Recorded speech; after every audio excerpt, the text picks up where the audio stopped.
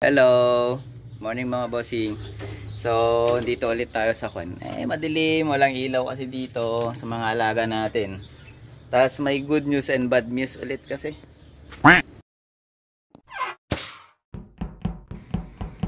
So, bale ito yung good news. Bale ito yung good news natin. Ito yung kwan, problema din.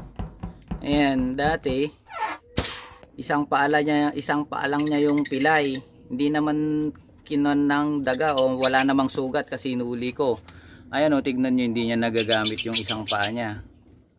Ayun Pero ngayon ang naging problema, yung nagagamit niyang paa halos hindi niya rin magamit na. Oh, no! Kaya para siyang nanghihina. Ayan ayan mo. Hindi niya magamit yung isa. Yung isang nagagamit niya nanghihina na rin, kaya hindi ko alam sana mag-survive pa rin. Kasi walang kasama na yung nanay. Ang maganda kasi dito, ito yung parents ni Pepsi, yung handfed natin, i-train natin. Hello, excuse me, labas ka muna. Ayan, lumabas na siya. May tatlo silang itlog. Ayun ayan may tatlo silang itlog. Bale may tatlo silang itlog. Sorry, local lang yung phone natin. May tatlo silang itlog, kaya pag nadali ang lalaki, yan, baka kawawa naman yung babaeng magpapalaki ng anak niyang mag-isa kung may mapipisa. Ito yung parents ni Pepsi. Tapos yun, African, yung albino natin na pares, wala pa namang nangyayari. Dito naman, gaya ng sabi ko kanina, dito namatay yung kwan. Namatay yung anak niya, bale apat ang itlog nito. Dalawa ang napisa. Kaso namatay yung dalawa. Ewan ko kung dinaga. Kasi may butas sa leeg at saka sa pisngi yung ibon. Ewan ko kung pinatay ng nanay o dinaga, hindi ko na alam. Excuse me. Tingin po. Ibon po. Ayan yung pares natin na dalawa dito. So parang katatang mga 2 linggo tinanggal ko yung namatay at saka hindi napisang itlog nila. Good news din naman. Ayan, may isa na ulit silang itlog, yung pares natin na yan. Ayan. So parang siguro nang itlog sila nung minsan nung kwan. Pero ito naman nabuhay ito yung anak ng dalawang to, buhay. So na-out natin sa mga gustong mag-alaga ng handpet. Tao po, ay ibon po. Excuse me, patingin lang yung baby. Ayaw lumabas. Excuse me. Ayan yung par blue natin na Ewing at saka yung pied na green. Ayan may baby na rin sila, dalawang baby, healthy baby. Ayan, dalawang healthy baby. So ayan yung kanila, dalawa ulit nung last, tatlo namatay, ay apat nung last yung napisa nila, pero namatay yung pinakamaliit kasi sobrang liit na dagandaganan siguro namatay. Tas yan yung dalawa, yun yung nabenta natin. Tas ito naman yung parakit natin.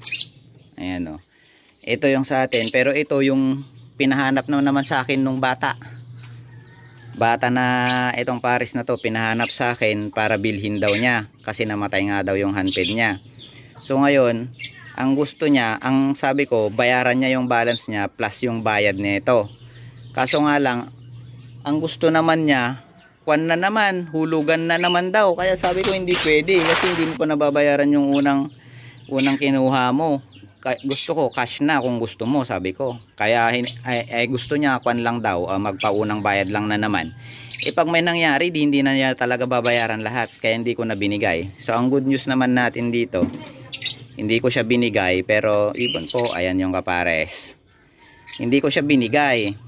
Buti na lang kamo, hindi ko binigay kasi ayan ayan, may apat na siyang itlog. Di kung kinuha niya sana, edi sana sa kanya yung mga itlog na yan, magkakaroon na siya ng inakay, pwede niyang i-handfed kung mahilig siya ng mag-handfed. Ngayon di na nagre-reply sa mga chat ko din, parang nagtago ng lokong bata. Yun siguro tinuro sa school. Charot, joke lang. Tapos ito parang nagprepare pa lang. Magprepare na mangitlog kasi pumapasok na rin naman sila. Tapos ito itong pares na to wala, parang kakapares pa lang naman nila. Ayan, so isang bio opa, tapos green opa na ewing. Tapos ito yung handfed natin. Ito yung handfed natin noon na sinasabi ko sa inyo na parang araw-araw silang araw-araw silang nagme-mate. Pero hindi nabubuntis yun si Black. So ngayon nabuntis.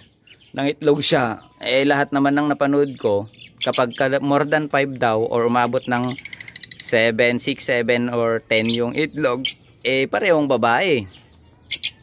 Kaya nagtataka ako, 7 na yung itlog niya, parang may isa pa, malaki pa yung puwet ulit. Kasi kahit na buntis, nagmi-meet pa rin sila. Ayan.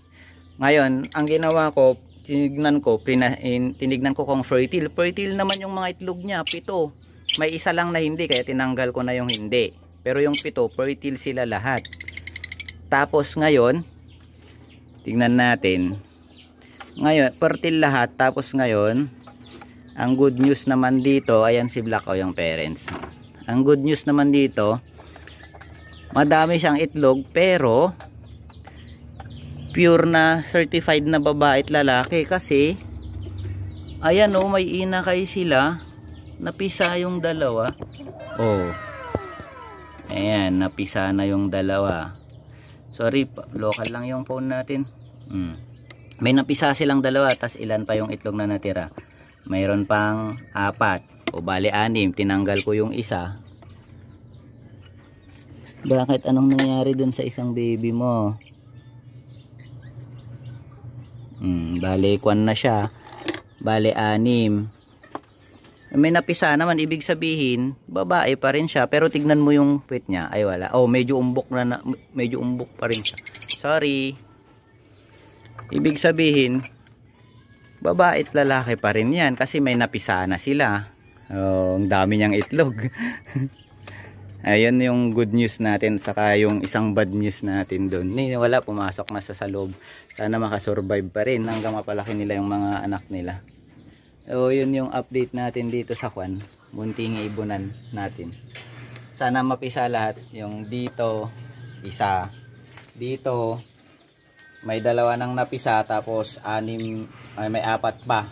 Pero fertile naman lahat. 7 yung itlog niya, tinanggal ko yung isa kasi hindi naman na fertile.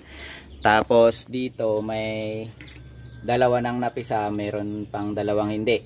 Sana mapisa pa yung 2. Dito 3. Ang problema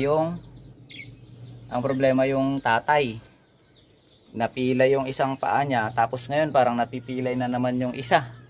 Hindi ko alam kung may sakit o ano kasi biglang napilay. Ito naman nasa process kasi pumapasok naman na siya. Kasi ang parakit pag pumapasok-pasok daw sa may box, nagre-ready na yan mga itlog.